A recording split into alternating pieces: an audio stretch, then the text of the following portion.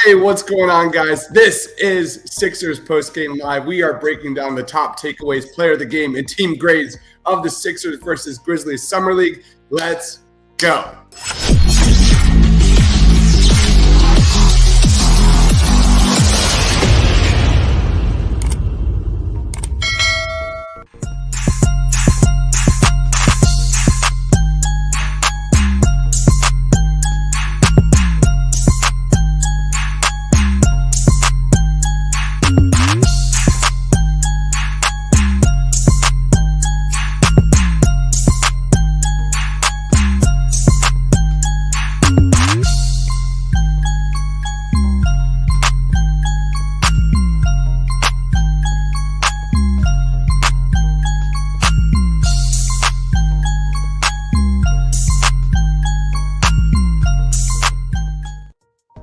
Hey guys, what is going on? Welcome to Sixers Post Game Live. Today we're breaking down Sixers versus Grizzlies, and to help me do that, I've got my man from the Killing Me Small podcast. He is Mike Small. Follow him on Twitter at RealMikeSmall. What's up, Mike?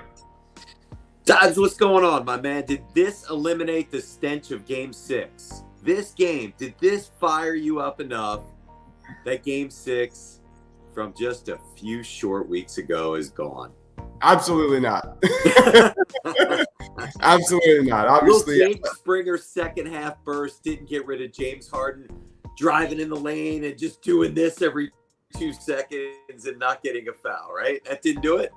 Absolutely not. No. But here we are. This is a summer league reaction. Overreaction is the key word here, because that's what we do during summer league. We're going to talk about Jaden Springer. We're going to talk about Paul Reed and Charles Bassey, among many other Sixers players that debuted tonight. But I'm going to throw this one to you, Mike. Who do you want to talk about first from this game?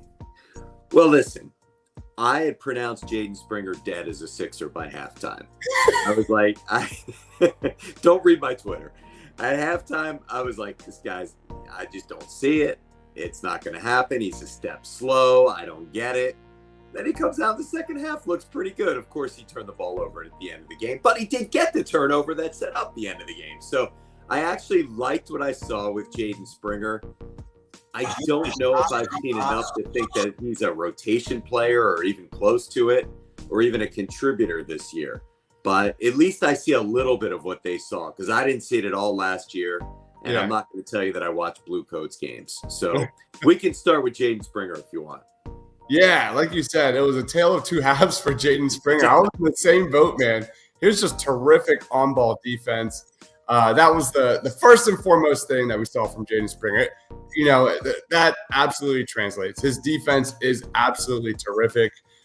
We saw there are many moments during this game of Jaden Springer, especially that last moment. He gave him a chance for the W, or at least tie the game by blocking Tillman there on a drive into the paint. It was awesome. What a great moment from Jaden Springer. Of course, he turned over the ball there in the final possession. Giveth and got taken away. Who cares? This is summer league. It's not about wins and losses. But what a tale of two halves for Jaden Springer. Like you said, the Marcus Smart comparisons, the Patrick Beverley comparisons. You know, I don't think anybody in the Sixers. Let's hold off on that one for now. Yeah. I don't think anybody I'm not there on that. I don't think anybody knows what truly Jaden Springer is at this moment. Is he more of a playmaker with the ball in his hands like a Jimmy Butler, which we saw a lot more in that third quarter? We can talk about Charlie Brown Jr., but he doesn't rub me the right way. I'm not really all in on Charlie Brown Jr., especially. I'm so prepared for you tonight. When you said, "Hey man, let's do this podcast tonight," I was like, I gotta hang with Dibes tonight. So I have got to be ready. This isn't normal Sixers post game when I've got all my reactions ready. Look at this. These are notes. These are legit notes. And I got about a half a page on Charlie Brown. We can get into that, I'm sure. But I'm still on Springer. And the thing that I'm not, is it me or is he slow? He looks slow to me. His jumper's slow. Oh, the release is really his slow. Release is really slow. He's There's definitely some big time concerns with that. But let's talk about that third quarter when he erupted for 11 points. He had 11 points in I think 5 minutes. He had a drive. He drove to the basket, got an N1. He saw in the air a little bit too, which I hadn't seen before. You saw Jaden Springer get a little more reins of the offense in that second half. Yeah, a little bit. You saw him get to the line again and again and again. He had to have led the team, both teams, in free throw attempts in this one. He hit an N1 pull up, but the play that was awesome that I loved was Jaden Springer receives the pass, drives into the lane, reverse layup. That was a confident drive to the basket. And that's really what this is all about. We want to see Jaden Springer and his confidence build and build and build. I want to see more usage with Jaden Springer. And that really came with the second half because he wasn't really involved at all in that first half. I think he only had 2 shot attempts. Obviously, it's summer league. You're not going to have – there's not going to be any flow to any offense in the summer league. But it really, that second half, especially that third quarter, Jaden Springer really got going. And there were several defensive moments. His closing speed on closeouts, defending perimeter shots. I was really impressed. Any other takes on Jaden Springer? Yeah, and you just hit it. That I have right here in my notes. He attacked 2 closeouts that I really, really was impressed by. All right, so I'll give you 2 things that have nothing to do with the way he played. One, I love that he was inconsolable after the game, after he turned the ball over. I love that it hurt him. I love that the coach had to come over, give him a hug, and give him a pep talk. But what I also loved, he got a little street cred. And if you noticed, after he made the steal on, the one at the basket where he took it out of the guy's hands, John Morant came over and dapped him up. So to me, he got a little street cred too. So I'm going to give him some props on those 2 things. Yeah, totally. Here's that play I just mentioned. That's nice. That's nice. Little bit of halftime. Yeah. Love it. I love it. So that's a little bit about. I get nervous when a guy, is kind of slow attacking the basket and gets stuffed. He got stuffed a couple of times in the first half. And man, that makes me real nervous. But you know what? He definitely was a different guy in the second half, like we talked about. Let's roll on to Paul Reed, who I thought was head and shoulders the best player on the court. Why is he playing? The dude played 15 minutes a game in the second round of the playoffs. What is he doing there? unless he's there to work on playing the 4 position. And because the Sixers do need athleticism at that position. And we're going to talk about the Sixers, not the G Leaguers at some point. But sure, they need athleticism at the 4. And if he's there to work on that, I'm good. But, just going into StatPad in the Summer League just to get a run in, it's what's the point? He's by far the best player out there. I'm pretty sure when they released the roster, it said Paul Reed, Salt Lake only or something along those lines. He's only going to be here for a couple of games, so don't expect much, especially in Vegas. But he did finish with 20 points. He had 4 steals, 15 boards, 7 offensive boards. He did have 5 turnovers. There were many times in this game where he showed excellent defense in the paint, contesting shots, using his 7'2" wingspan. I thought Paul Reed was by far the best player for the Sixers today, and that shouldn't surprise anybody. He should be the best player on the court for sure.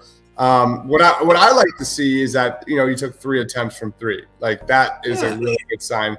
One was I think the one he made was a catch and shoot jumper. That is the Paul Reed we need this year, because you look at last summer league. Yeah, he put up a ton of stats, but he didn't shoot from 3 at all. I think it was 1 attempt a game at most. And here, that's a good start. What was your take on Paul Reed? Yeah, same. I mean, if he can shoot 33% with three shots a game, that's a game changer in the NBA. I wrote down at halftime Salt Lake LeBron, because that's exactly what he was looking like to me. I mean, it was he looked like by far head and shoulders the best player out there. But there were a few things that I did like about, we're always going to see him active. I love when he attacks the glass on the offensive end. He had he got beat on one play and came back and picked the guy's pocket. So he never gave up on the play. I did write down one time, clearly Bassey and Reed are the inexpensive version of Gobert and Cat. So we can work through that later. But no, I mean, obviously everything I saw I liked. And this is meaningless to me until I see him work with Embiid and be the 4 next to Embiid, because that's what I want to see. We know he can be the backup 5 and give you 10 minutes and do just fine. He can guard. He fouls too much, and hopefully he can. That's what he's got to work on, is moving his feet without getting in foul trouble and taking risks. But the athleticism is there, and it's something so sorely needed on this team. Yeah, I mean, we talk about this with Thibault all the time. Like, if Paul Reed can be a serviceable catch and shoot floor spacer, just league average floor spacer, doing these kind of catch and shoot threes, we saw today, that's going to be absolutely massive. I think absolutely the Sixers need to run it back with Paul Reed and Charles Bassey getting those backup center minutes when PJ Tucker's not in there, 100%. Because obviously he's got the length, the rebounding, the rim protection, everything that I think would fit really well with that second unit. Whoever's leading it with Tyrese Maxey, bump up the pace a little bit on that second unit. Who knows? But if you've heard me say this before, even if he doesn't make 3-pointers, just the fact that he might take them and space the floor a little bit. Have you ever heard me say that before about a previous Sixer? Would make all the difference in the world. And they just so sorely need somebody that's just going to attack the basket for offensive rebounds and putbacks, and make it a little bit tougher on the defense, on the opposing defense, trying to get rebounds, because the Sixers sucked as rebounders last year. And actually, I was even concerned a little bit about their rebound. You know what? They looked better offensive rebounding today than they did defensive rebounding. We can shift over to Charles Bassey if you don't mind. Do it. That's exactly where I was going to go. Yeah, I figured you were. And that was one of my notes about him. Man, he lets a lot of defensive rebounds go, but he was aggressive on offensive rebounds. I don't know if that was just a will or a skill thing tonight, or if it was just, he looked really awkward in the first quarter. Like, he didn't look like he belonged. But then he got better in the second half. I would say he was far from dominant or great. Serviceable. I felt like he was a little slow tonight, but he did get a lot better as the game went along, and did a lot better in the second half. I thought he had a really rough start, though. I was really concerned. I was like, God, what I was expecting, what I've been expecting from Charles Bassey is to give them like Tony Bradley minutes. Totally. Remember the era of Tony Bradley? Of course. And he'd give them 7-8 minutes of just pure hustle and defensive rebounding, and maybe take a charge or whatever. And that's kind of what I was hoping for out of Bassey. If B-Ball Paul can get some 4 minutes. I'm not sure I saw enough tonight. How about you? Yeah, it's not enough is a good word. Good way to put it. Like you said, a lot, right? Well, in the first quarter, he had 1 turnover in 6 minutes and nothing. And a personal foul, I think. And then in the second quarter, he was up to 7 points.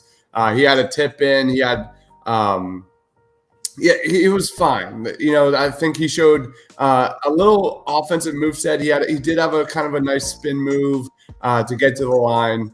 But overall, I definitely expected a little bit more. But it's hard for a guy like Charles Bassey to thrive in the summer league, especially when look at facilitating this offense. Like, he's going to look great alongside James Harden. Rolling to the basket, finishing around the basket, getting those lobs. You didn't really see a lot of that today. I think we saw 1 lob to Paul Reed, but outside of that, that's not really in this Summer League Sixers offense. So I think it's a hard grade for sure. Bassey was 2 of 7. from the field. He had 7 points, 6 boards, an assist. So definitely looking forward to a little more offensive flashes from Charles Bassey in the next game tomorrow night, because that's where we want to see Charles Bassey grow, especially on offense. We know he's going to be great defensively. Let's roll to Isaiah Joe. Isaiah Joe, 7 of 15 from the floor. He had 19 points and 15 shots. He had the green light for sure. Only got to the free throw line once, and he was 4 of 12 from 3. What was your take on Isaiah Joe? I'm a big Isaiah Joe believer. Really? We talked about this last year a lot. I wanted him to get all of Furkan Korkmaz's minutes, and I think he would have been a contributor in the playoffs had Doc Rivers had given him those minutes earlier in the year. My take on Isaiah Joe is that if you leave Isaiah Joe in the game and let the game come to him, rather than you've got 3 minutes and if you don't make a 3, you're going to get pulled, he's a much different guy.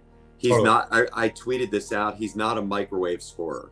He's not the guy that you put in, say, go bang 3 threes, and I don't care if you miss, just make them and you're good. That's not who he is. They want him to be that, but he's not that. He needs to play and get a little bit of rhythm going. He's got to let the game come to him. I was impressed with some of his playmaking ability. I thought he drove to the basket, had some nice kickouts. He had a few nice passes. I thought he handled the ball better than I've seen him handle the ball. I was really impressed with Isaiah Joe. If Paul Reed was by far the best player on the court, Isaiah Joe was the best non-Paul Reed player out there for the Sixers anyway. All right. There's Isaiah Joe with a nice. You agree? It was an okay Isaiah Joe game for me. Nothing really blew me away that I haven't seen before. I fully agree. I think Isaiah Joe needs a longer leash this season to make more of an impact. I fully agree that he Doc Rivers being Doc Rivers, he doesn't give young players that freedom that they need, especially to kind of go through those growing pains. And Isaiah Joe obviously was on a short leash. So I do think he's a better shooter than what we've seen so far. I do think we're going to see a lot better Isaiah Joe, but I cannot lie. Like, when he had the opportunities, he failed. And there were opportunities, there were spots last season that he had a chance. But again, this is Doc Rivers' team, and it's brutal. It's absolutely pending a Tobias Harris and Matisse Thybulle trade. I don't know where he fits, quite frankly. I mean, I like him. I think he needs 20 minutes a game, but I just don't. He's not playing over DeAnthony Melton. He's not playing over Daniel House.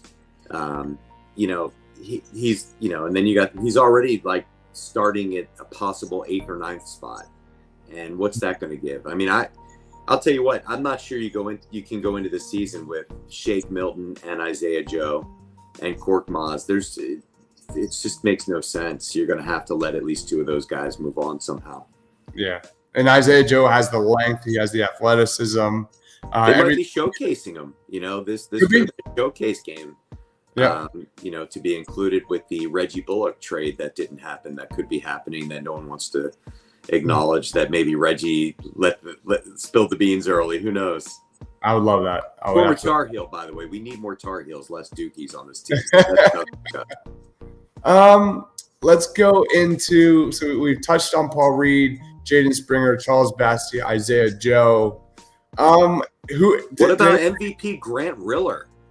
Okay, that's not where I was going to go, but go ahead. Where are you going?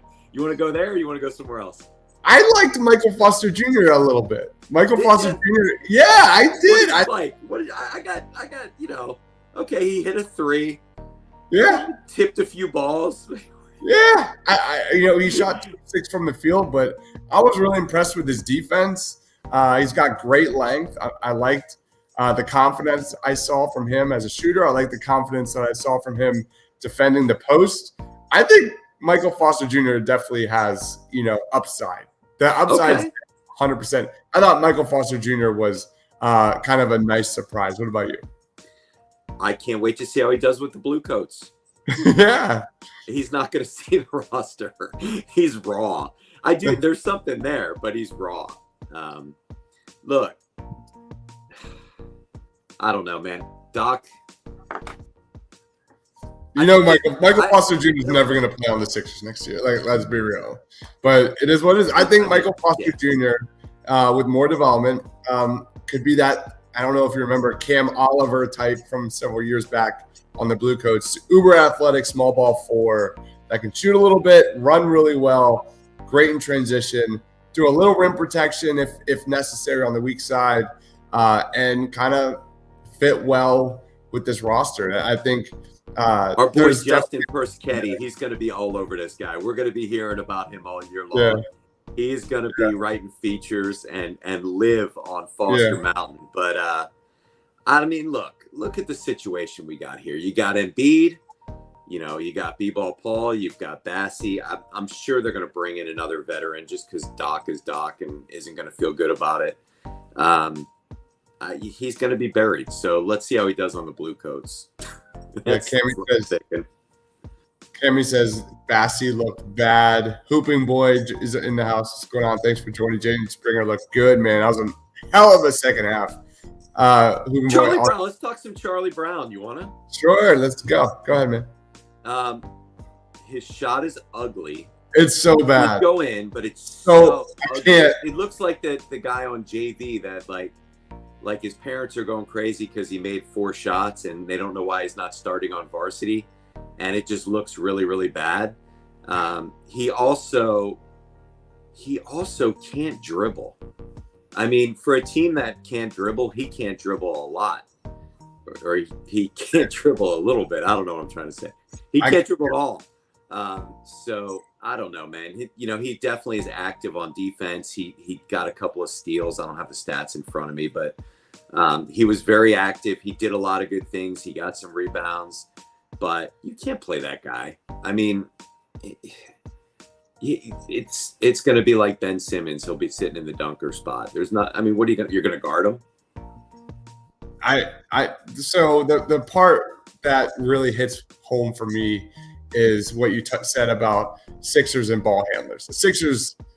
I mean, they have nobody that can throw an entry pass to Joel when he's down low. Why are we running an offense through Charlie Brown Jr.? Nothing against Charlie Brown Jr. He's a nice player. Like you said, he's active on defense. He's giving 1,000% out there, but that's not it. I like Grant Riller a lot better. At least Grant Riller looks smooth and in control with the basketball. Definitely. Way more impressive. He's more of a point guard. Can I shock you with something? Out there. Well, yeah, go ahead. I mean, he really didn't do anything this game. I think he scored once. There's something I like about Cassius Winston. It could be a bias. Could be a bias from watching him in college. He was really good at Michigan State. There's just something there. I don't know. I don't think it's there this year. I don't think it's, it might be when he's 28 or 29 and he shows you something, but there's something about him that I like. Yeah. Maybe it's because he can dribble and pass. Yeah. And he seemed to be he was leading the team in assists. What did he have assist-wise? Cassius Winston had 8 assists. There it is. Not bad. That's something. Yeah. I mean, like he looked like he plays under control. He wasn't aggressive to score. And I was okay with that. There was something there. And I actually thought his defense wasn't bad on the ball either. I think there's something there. I'm going to keep an eye on him. Yeah. Where was Miles Powell? I think he's with Brooklyn. So he's not with the Sixers this year. Yeah. I was really, really bummed when we got that notification that Trevelyan Queen wasn't going to play. Trevelyan? Yeah. Queen. I was really excited. I was excited to watch him play. That was kind of my bumper of the day. And he's got some playmaking ability too. So I think when Queen comes in and when he plays, he'll probably take those minutes away from Charlie Brown Jr. a little bit, at least facilitating wise. I think Queen definitely showcased a little bit of dribbling and passing. Not great, definitely much better. Much better. Yes. A guy I liked a little bit, little flash, a little something, something was Aminu Muhammad. He had just a bucket, but he did have It's a nice bucket. He had 3 steals. One was at the end of the first half. That was really impressive. Yeah. But I mean, that was it's been a real big weakness for the Sixers last year, turning turnovers into buckets. And I think Aminu Muhammad obviously is not going to be with the Sixers next year. He's got a long way to go. He's a young kid out of Georgetown, but very good recruit, 5-star recruit, very good athlete. And that's the stuff that I know Doc's probably looking at and be like, I see you, kid, because anytime you look, I mean, he only played 12 minutes and had 3 steals. I like to see that a lot. I like to see that activity on defense and turning, turnovers into offense. That is a huge thing for the Sixers this year. Yeah. They need to get back to doing that. The loss of Ben Simmons, I'm sorry, they couldn't make up for that. That was a huge aerial weakness for the Sixers last year. Yeah, no doubt. And obviously it was important going into free agency when you look at getting PJ Tucker and Daniel House and obviously the trade for DeAnthony Milton, all people that can play 2 ways and impact the game defensively, which is going to be critical. Right. I think I'm good on everybody today. I guess if I were handicapping this thing, obviously D-Ball Paul is going to be playing a lot. Bassey, we'll see. Springer, we'll see.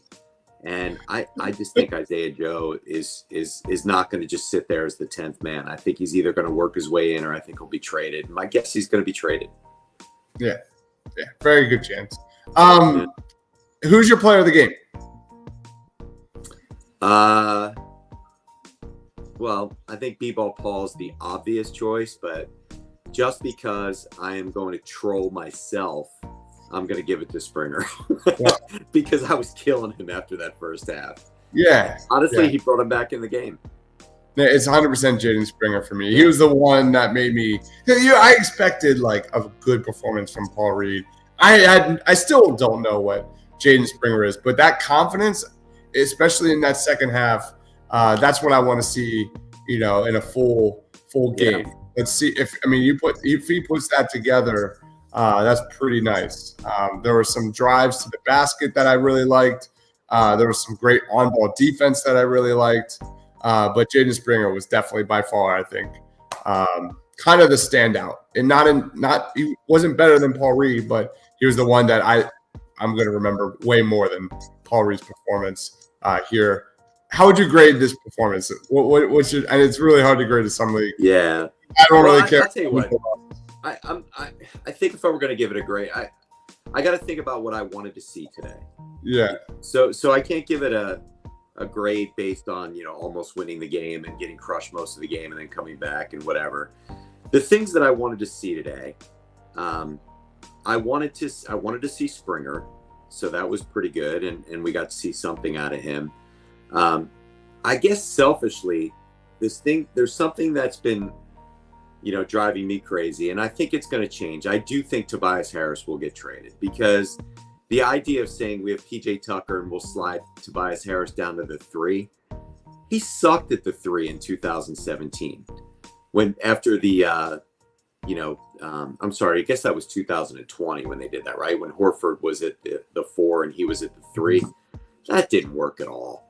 And all you're going to do is keep changing this guy's role. So my thing was I was hoping to see somebody that I could say, wow, that's a reasonable facsimile of an NBA player at the 3 position. And I didn't see it. So I was a little bummed by that. But I'm not sure there was anybody I was supposed to see that from. I think so. Go ahead. Just real quick. Yeah, Trevelyan Queen, 6'6", has long arms, good length. Yeah. Definitely has potential. I mean, again, we're still circling back to Doc Rivers playing these young kids, but and I think I was kind of shocked to see Julian Champagny kind of be completely non-existent on this. Was he even there? Did he play? He had 0 points in nearly 10 minutes, 0 of 5 from the field. He had 2 rebounds, and what basically, number was he? I don't even remember him. I couldn't even tell you because I literally honestly, I was writing it down like who was who, and I don't even remember him. Yeah, I was really excited to see Champagny and see what he's all about because he's got that size to be a 3, defend threes at the next level. He didn't have it today. Not even a little bit. But Champagny would be another guy that you could maybe hope as a developmental piece could be that guy. He didn't really exactly stand out. You're talking to a guy who was bummed all day that the Nets signed T.J. Warren because I wanted him to be the 3. Did you? Yeah, I did. I've been on T.J. Warren Hill all. I was actually super bummed about it, and then when I find out he's going to get the league minimum because they didn't announce that yet, I'm going to be twice as bummed. Yeah, I'm like I've been all over the place with T.J. Warren. I get some of the fit, but I also get some of the issues that he could present because he doesn't shoot well from 3. He's a high volume shooter on a team that doesn't need high volume shooters. And he's got injury concerns. And what is he coming back from? So if it's that league vet prove it deal, I like that a lot. I'm fully in with that. However, if you look back at his previous days, he wants the ball in his hands, and that's not going to happen on a Sixers team. Let's circle back to that PJ Tucker Tobias Harris take. Yeah, because that's an interesting one. It's been bothering me because it's just they'll just slide Tobias down. He sucked at the 3. Horford was terrible at the 4. It was a disaster. Yeah. I do agree that I think Tobias is better against bigger forwards. I think defensively, that's where he's best. Bodying, being more physical with bigger guys. And PJ Tucker does have history defending the 3s. When you look back at the playoffs, when you look back at during his time with the Bucks, there was plenty of time when he was defending 3s, defending the guards, defending James Harden in last year's playoffs, defending Trae Young in the playoffs, locking him up. Yeah. So I do think defensively it works. I do. And there are some concerns about offense, right? Like they don't shoot a lot of 3s. Tobias Harris shoots not a lot of 3s from the perimeter. Mm-hmm. You look at PJ Tucker, and although he's a really good shooter, and I love the signing, he doesn't shoot a lot of 3s either. So that's kind of the concern there. But I do think I hear you, but I do think the fit is better than what you acknowledge. I think it's fine. I think, PJ Tucker can guard probably 4 positions out, maybe even 5. Yeah. So that's going to be fine. Yeah, did you see the video I put out like a few days ago of him locking up all-stars from the last few years? It's pretty fun. Pretty fun. Your videos are so good, man. You do such good work with all that. I mean, the first thing I did as soon as the Sixers traded for Travell and Queen was wait for you to put a video out because I didn't know who the hell he was. So I appreciate you. You're always there for us, and love the D'Anthony Melton video too, by the way, which was pretty cool. Yeah, I'm ready for Melton, man. I think Melton. Yeah, I am too. But sorry, go ahead. No, I was just gonna where I was going with this is I don't want PJ Tucker playing 32 minutes a game. He's 37 years old, and he's going to be a weapon in the playoffs. Go get a 3, man. They have if you're going to keep Tobias, just keep a rotation going. Please trade Tobias. I know he's going to be worth more next year, but if you can get 2 or 3 athletic pieces for him, just do that. I mean, if you can get Reggie Bullock and Tim Hardaway Jr., and then you're not sitting on that contract, and then you have 2 pieces instead of 1, and then you can switch them around and not have to worry about PJ Tucker playing 32 minutes a game. I want to beat under 30 minutes a game. Man, let's get to the playoffs healthy for once. Can we please do that? Yeah. And the Sixers have a ways to go, man. The Sixers have ways to go. I love the Melton trade. I'm all on board with that. It's just the first step of many steps the Sixers still have to go because they're stuck unless they move off Harris or Boston they get somebody to take on Furkan and whatever. Matthew says, I think he was number 5. He's talking about Champagny. Oh, yeah. Tomorrow night. Sons of Streetball says, can we get Patrick Beverley? Is it all possible? Dude, I'm all over that because I think they're going to buy him out. And if you can get off at Tobias and have some money laying around, he loves Embiid, he loves Doc, and Morey, and he was a Rocket. That pre-qualifies him for the team. I don't know what chemistry would be like. There'd be a lot of mouths in there, but I love Pat Bev. I know he's not a great player, but he's decent and gives you some energy. I'd love to just have Pat Bev just to fight Marcus Smart. Oh, it'd be so great. It'd be great, yeah. Could you imagine like Melton and Beverly in a backcourt defensively? It would be sensational. Yeah. Anthony says Harris looks like he doesn't want to be a Sixer. We'll see. He wasn't at the white party. Yeah, they're just trying to find out what the trade is going to be. That's my take. Is that we're just waiting for the trade to go down. Cammy says, I think so. Because Morey wants flexibility, and he knows the only thing that'll give him flexibility to tinker with his team is to move Tobias. And you know what? Tobias has been a good soldier. He's a good player. He was good in the playoffs and figured out a role. It's not a reason to keep him. Yep. Cammy says, have you guys seen clips of him clamping Trae Young? Dude, I put the video up. You put the video up of him clamping Go look at it. It's like I put it out on Twitter. Follow it. It's life-changing. It's so good of him clamping Trae Young, man. It's really fun. Anthony says Reggie Bullock wants to be a Sixer. I don't know, man. I don't know what to believe in that scenario. I will tell you, I have the Reggie Bullock Welcome to Philadelphia video ready to drop right now. I made it last night. I will tell you this. My son is 23 years old. When he was 9 or 10, we went down to Chapel Hill and we saw the Tar Heels play. And we got there like 2 hours early, and Reggie Bullock was out there. We counted. He made 29 out of 30 3-pointers warming up.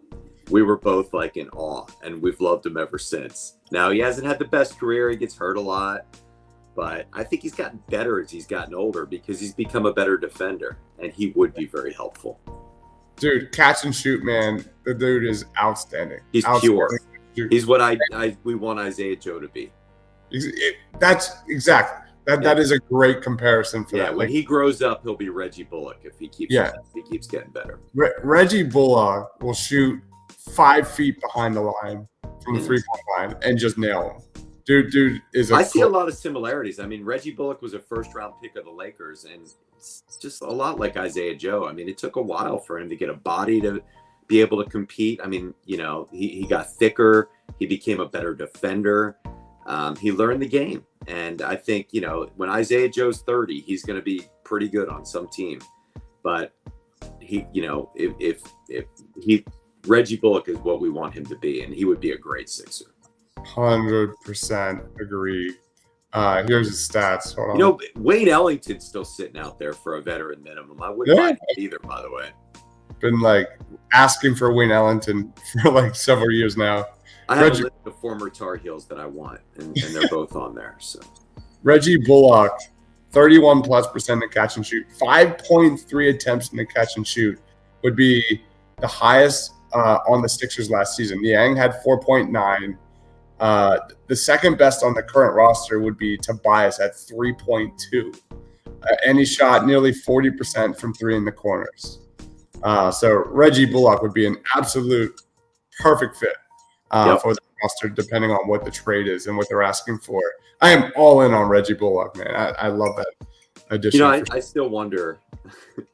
I'm going to say the name that the Sixers fans have wanted for years. I wonder if there's some 3-way deal and Buddy Hield ends up in Philly. You've been on the Buddy Hield train forever. Buddy Hield and Halliburton should have been the trade for Simmons. I'll die on. Well, I did want De'Aaron Fox too. So look, I'm whatever. At least I'm consistently inconsistent. I mean, I don't think Morey gets enough credit for that D'Anthony Melton trade. I think Melton is a perfect addition. He's 24. He's under the books for 2 more years. I think Melton's going to be a great fit for this roster and what they need him to be. Great catch and shoot shooter, great defender, 6'9" wingspan. Superhero 18 says, just keep the ball out of Springer's hands. Oh, man. Come on, dude. I thought he showed a little bit. Superhero turned the game off at halftime. Yeah, like watch the third quarter, man. I think they gave Springer a little bit more of a green light with the ball in his hands, facilitating the offense. I think that's kind of the mystery, the fun appeal of Jaden Springer. Could he be a bust? Absolutely. I don't like. What's your take on Jaden Springer? Like, where are you? Do you think he's going to be an NBA player, or do you think he's going to be obviously a bust? Like, because there's we saw flashes tonight for sure. Yeah, I mean, I've been on the bust bandwagon. Have you? For a while. I did see some flashes today. You saw some Zaire. I don't see that. Like, everyone's talking about the on-the-ball defense. Like, I don't see him as a lock-it-up defender. I don't think he's fast enough. I think he's strong. I think he's strong, and I think he has good fundamentals defensively. Is he athletic enough? Does he jump high enough? Does he get off his feet quick enough? His handle's not great. His shot is slow. I don't know, man. I think there's more there than I thought. But if I had a gun to my head and I had to pick one, I'd say bust. Yeah. Yeah. It's like the first half, you're like, man, the flashbacks, the nightmares of Zaire Smith are like creeping back. That was like my take last summer. Was like he looked like Zaire Smith. I'm not gonna lie. Like because he would disappear. He looked like deer in headlights for 10 minutes at a time. Like, oh yeah, he was out there. The second half we saw of Jaden Springer tonight, that's the confidence I want to see from this guy. I want to see that this kid knows that he belongs. He can, attack the free throw line like that. I like to see those kind of things. Defensively, he was terrific. Superhero 18 says he made some acrobatic finishes, but dear Lord, his handle is so cringe. Absolutely.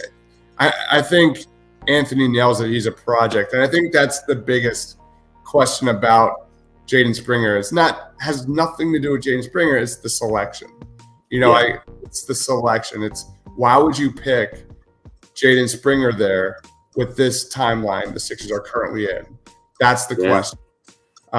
So anyway, that's why I love the DeAnthony Melton trade, because as much as I love some of those guys that could have been there for the Sixers at their selection, I think Melton's going to step right in and play 25 minutes from the jump, at least. Think about where we were last year, though. I mean, we were in purgatory with the whole Ben Simmons thing, kind of like where the Nets are right now. Although the Nets are making moves and the Sixers didn't. But and I don't blame Morey for anything last year.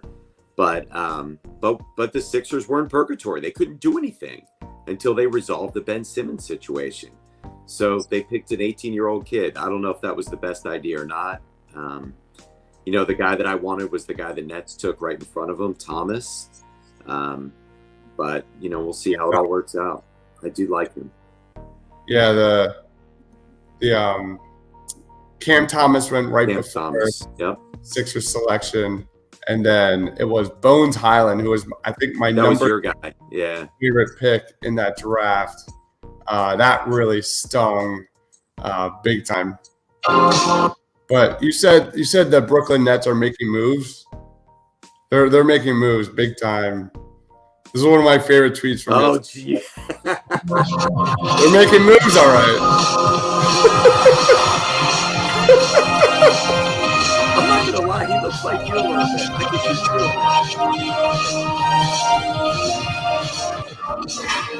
he's They're making moves. All right. That was my favorite. It was like the tweet was, the Brooklyn Nets are in shambles. Let's check Steve Nash. Check it on Coach Nash. Well, what's he supposed to do, Yeah. Dude's got 2 MVP trophies, millions of dollars, and he can tell Durant and Kyrie to kiss his ass and go retire, Absolutely. Cammy says he doesn't fit with our team. He's not a 2 because of his size. He's not a 1 because that's his bit. Yeah, and that's where the athleticism concerns are. He's only 6'3", but he plays a little slow. He's got to be more athletic than that. I'm hoping he's in a trade with Tobias and whatever else they're going to do. I think the honest take on Springer is I do think he's an NBA player. I just don't think it's going to be with the Sixers when that happens. I mean, he's an Oklahoma City Thunder player waiting to happen. Yeah, totally. Although they're blowing out whoever they're playing. I saw a little while ago. I looked up; they were up by like 20. And by the way, the Sixers were up 4-0 when we started. They're up 11-0 now. I'm excited to watch that. I'm sorry, I mean the Phillies. Sorry. Chet should be playing that game, so I'm going to definitely. Chet started. Yeah. I'm going to look into that. Yeah. 18 says Melton is a solid combo guard. I do like him, but I was pretty high on David Roddy. I kind of liked the Memphis Grizzlies summer league team. If that was the Sixers summer league team, I'd be excited. David Roddy, that was really high on. Jake LaRavia was my speaking of. Dude, I love Jake LaRavia. He had a great game today, and he was my number 2 Sixers target. But he went at 19, so he wouldn't even been there. He was my top target. Was he? I watched him play a lot. I watched him a lot, and I thought he was good. He looked good tonight. I thought he was good. He looked fluid, smooth. He looked like he belonged. He does all the little things. He does all the and he's an underrated defender, and he's a great passer, and he's a great shooter. I think he's going to be a good player. He's going to be a great role player. Rob says, I think they picked him to trade him to a rebuilding team, and then that didn't happen. That could be true. I go to school with Bones Highland, younger cousin. That's so cool, man. It's awesome. You got to tell him that he was Mr. Crockpot's guy. Yeah. This is the other guy you talk about, like hindsight. Like Io Dosimo was a really good player that we were all really high on during the draft, and he was there for the Sixers as well. That probably would. I mean, Dosimo had a terrific year last year, so that would have been a home run draft selection. But that's it. Like I think I was waiting on Butler too. I don't know. Yeah. I think Butler. I think Springer's going to be a good player. It's going to take time. Memphis had a strong draft. We have someone from Tucson joining in. What's going on, Devin? Thanks for joining. Let's wrap it up, man. Final thoughts. Man, this has been fun. I haven't talked basketball in it's great. I haven't done this in a while. And this is our first podcast since Game 6, at least mine and yours together. So still not over it. Yeah. What do you think? Harden deal announced tomorrow? Probably. Obviously, they're probably waiting on a lot of shoes to drop, literally. I think here's what's happening. He's sitting in a room. Maury's on the couch. Michael Rubin's eating some ice cream. Harden's sitting there, playing video games. And they're like, all right, look, I think I can get this guy. So if I get him, you got to take 3 years, 105, but then I'm going to give you 2% stock in Fanatics. Mm-hmm. And I think they're probably working some deals around. And James probably like playing Fortnite going, okay, sounds good. Just, let's go to the club after. I think it's probably something wacky like that. Yeah. And it'll probably have an opt-out, and it'll probably have it'll all be in line with giving him an extra bonus next year or the year after or something along those lines. So yeah. Well, look, the bottom line is if he completely sucks next year, which I don't think he will. I'm dying on the hill of Harden had a bad hamstring, and he's getting in shape, and he's going to be a better player. I'm hoping, because if not, then 2 years is fine. Yeah. All right. And then I'm going to cry every time I see Halliburton. Anything you want to plug, man, before we wrap it up? No, man. The Kill Me Smalls podcast has been on hiatus for about a month. We're going to get cracking soon. I've got a couple of good guests lined up. Mike McCartney, NFL agent, who had 2 of the top 6 players picked. Aiden Hutchinson. Nice. And Kwanu was the 6th pick. We've got him coming up. We've got looks like we may have Peter Schrager coming back. Nice. Looks like we may have a couple of pretty good guys. So we're going to get going to Disney World in 2 weeks. When I get back, August, we're going to get cracking. We just got back from Disney World like a few weeks ago. Loved it. We had a blast. I hate it, but my family loves it. So, I just sit there and sweat and watch the bags. It's so hot, man. It's so hot. Like managing a 2-year-old at Disney World in like 95, 100-degree weather. Dude, I've been a Disney Vacation Club member. My oldest is 26.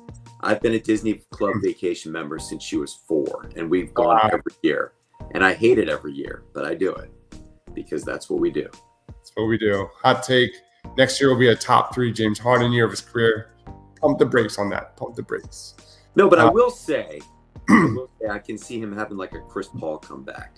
Get the body tight, you know. I can see that. That's what I'm hoping for. Hopefully he goes plant-based and see what happens.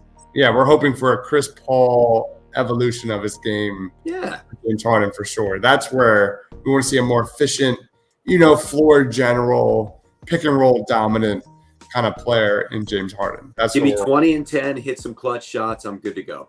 Absolutely. Tomorrow night, we're doing our all Philly draft. It's going to be a lot of fun. My voice is going because I've been sick all weekend.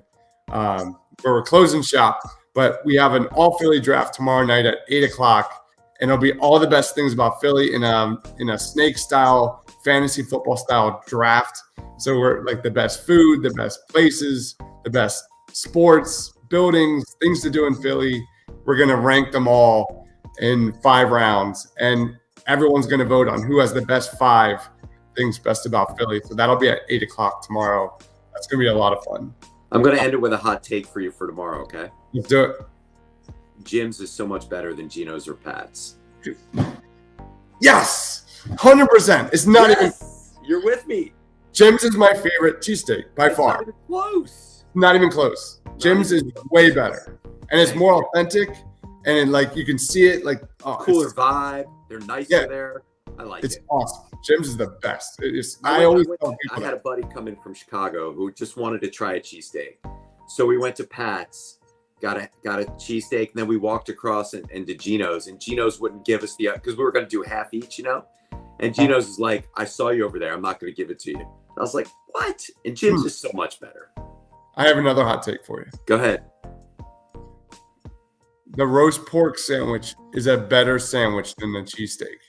I will 100% take a roast pork. I love that take. Yes. The roast pork with the broccoli rabe and the melted provolone in all those fat juices. I'll take that at Tommy Dinnick's or John's Roast Pork over at Jim's or Geno's or Pat's the cheesesteak any day of the week. Well, you're talking to a guy that lived in North Carolina for 9 years and loves pulled pork. I will admit that I haven't tried the Philly version, but I do love me some pulled pork. I'm telling you right now, all my friends that come to Philly, I'm like, ditch the cheesesteak. Yeah, obviously we'll get a cheesesteak, but the roast pork is okay. Better balanced steak. I'm literally going to go get one next time I'm in Philly, which will be next week, I think. Actually, it might be Thursday, but within the next week, I'm going to go do it, and I will report back to you. Thoughts on Michael Foster Jr.? He was one of my standouts. I thought I loved his defense in the post. I thought he showed some really good defensive qualities there. I think he's got an NBA body. I think his upside is real. I think Michael Foster Jr. is going to need a couple years, but there's definite real NBA upside to Michael Foster Jr. Definitely want to watch out for. You got some Dwayne Dedman comps there, or what are you thinking? Michael Foster Jr. I'm hoping more like OG. That's kind of where I'm at with OG Anunoby. Yeah. Oh, like a 6'8", super athletic, kind of off-ball shooter. That's what I'm hoping. Okay. You can die on Foster Hill. No, I'm not on Foster Hill yet. No, don't put me on. Don't do that. But anyway, go follow my guy, Mike Small, on Twitter at Real Mike Small. I am Dives, Mr. Crockpot. For Mike, for myself, stay awesome.